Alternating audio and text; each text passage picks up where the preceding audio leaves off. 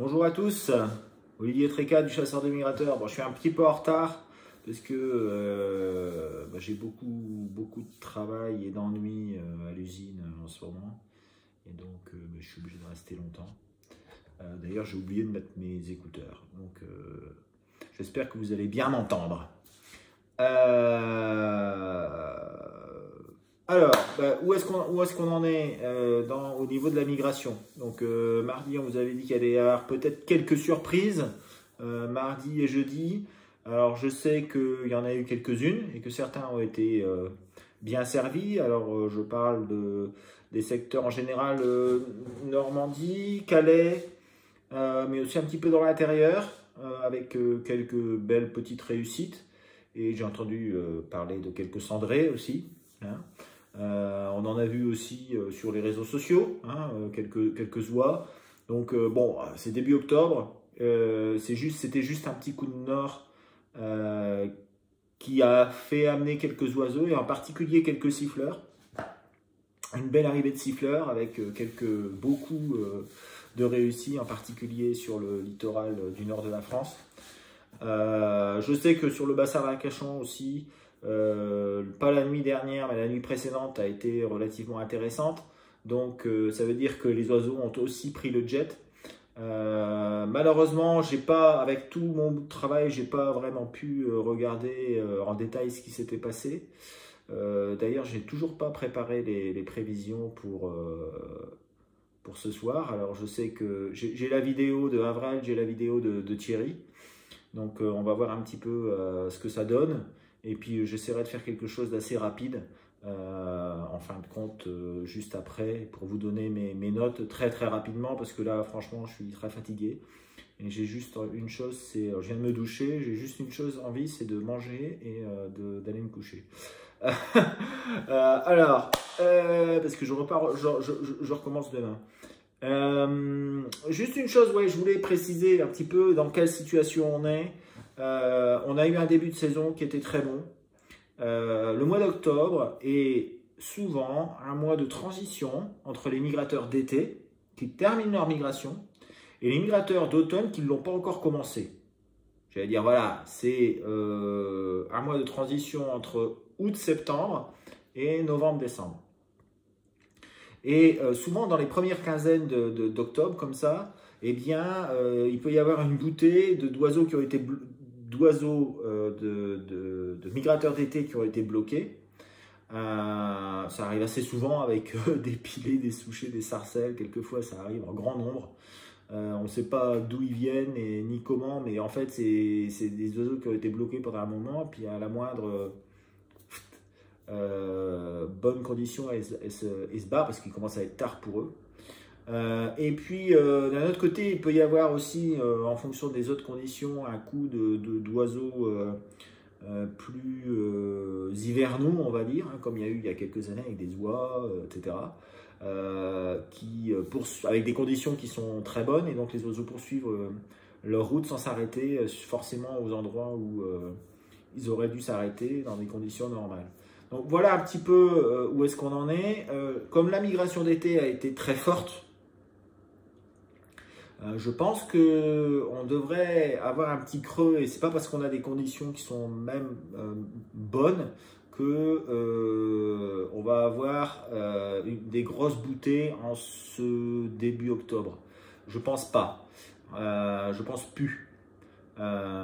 Maintenant, attention, il peut y arriver, et on commence à le voir là avec les siffleurs, quelques oiseaux, des oiseaux qui normalement migrent plus fin octobre, novembre, comme décembre même, hein, comme les siffleurs, qui pourraient faire un rapproché.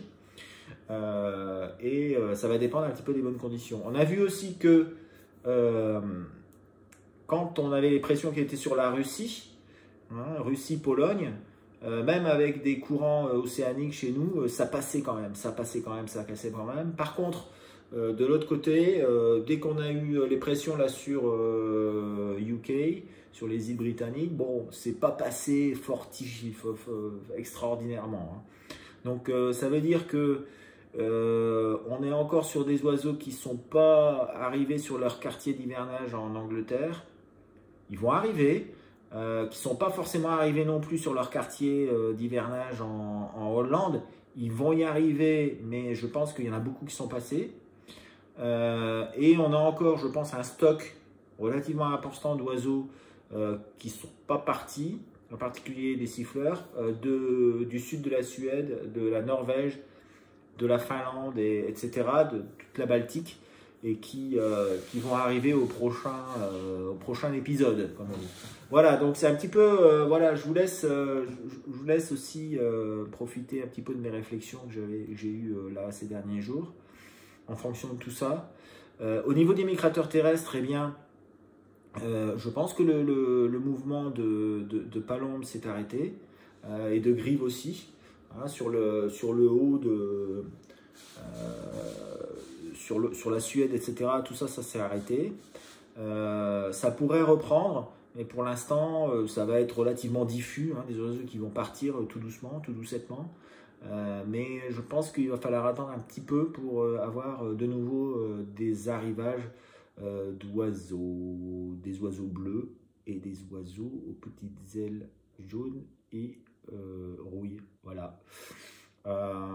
Bon, bah écoutez, je laisse la parole à Thierry, hein, vous allez voir, et puis à Avril après, et puis je vais faire quelque chose très vite en attendant. Allez, ciao! Bonjour à tous, bienvenue aux chasseurs de migrateurs pour la prévision Mig Tracker. Donc nous sommes le vendredi 15 octobre et on va faire la prévision pour les 5 jours qui viennent. Alors préparez-vous, c'est peut-être la plus difficile des prévisions de l'année parce qu'il va y avoir peut-être un coup de feu à surveiller de très très près dimanche soir. Alors regardez bien.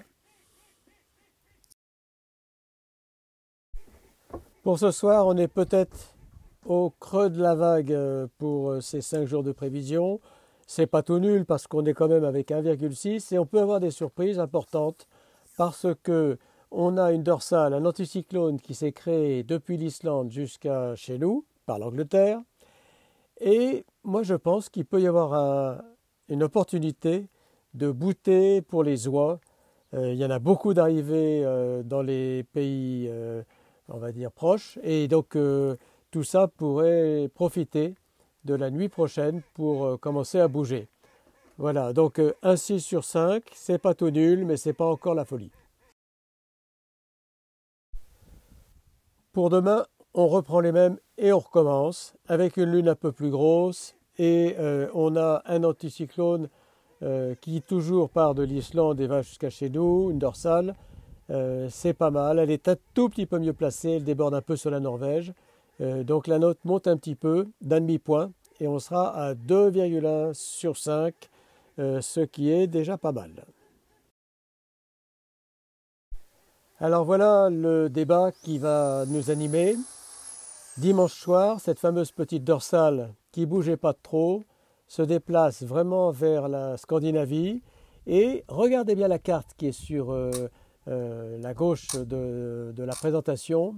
Vous avez un 1020 qui se met sur la Norvège et ce 1020 grossit jusqu'à 1028, 1030 dans la nuit de dimanche à lundi et donc on va avoir carrément l'anticyclone qui va être placé exactement là où on veut. Alors ceux qui vont rester dans leur lit dimanche soir ne s'apercevront de rien parce que chez nous les vents seront plein sud, mais ça risque de passer gros et ça va falloir surveiller ça de près, surtout si l'anticyclone gonfle un peu plus que prévu. Donc dimanche soir 3,5, carrément 3,5, la meilleure période de l'année, une lune bien grosse déjà, couverture anticyclonique très correcte, donc il faut y courir, vous allez certainement réussir. Pour lundi, la situation se dégrade déjà, mais il y aura des restes de la veille. Donc je laisse une note à 2,2. La lune devient franchement très belle. L'anticyclone est quand même pas mal, donc avec un bénéfice considérable. Donc 2,2, une note assez correcte quand même, surtout à cause de la position de la veille.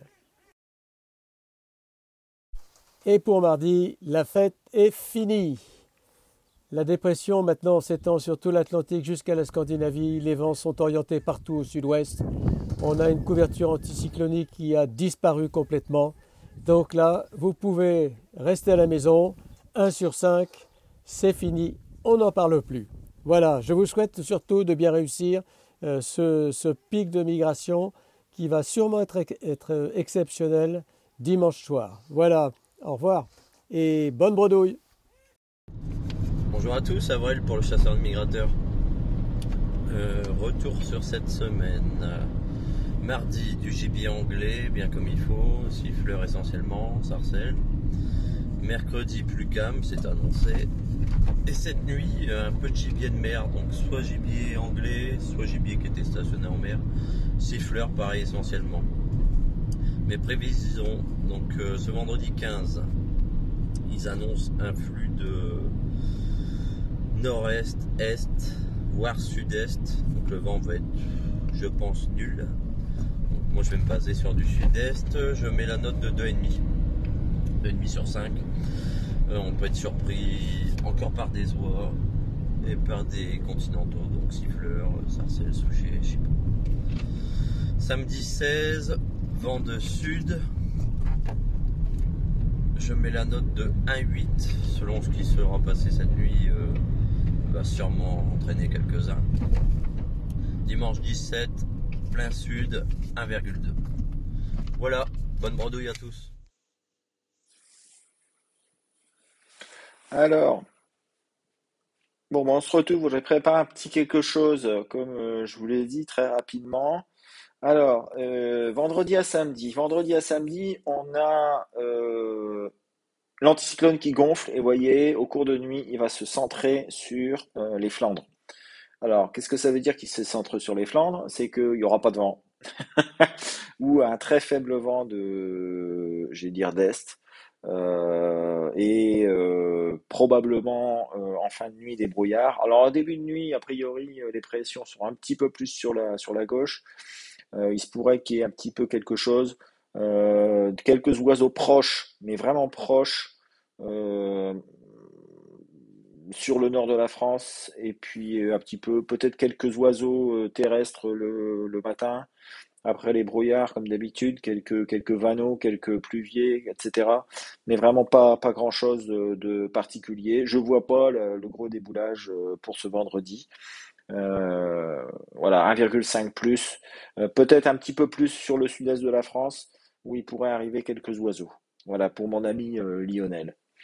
Euh, de samedi à dimanche, de samedi à dimanche, je vais essayer de cacher ça, tiens, hop, hop, hop, non, voilà. Alors, de samedi à dimanche, bah, on a des pressions qui sont sur l'Europe centrale, on va dire, hein, sur les côtes du nord de l'Europe, bah, le vent est partout à l'ouest.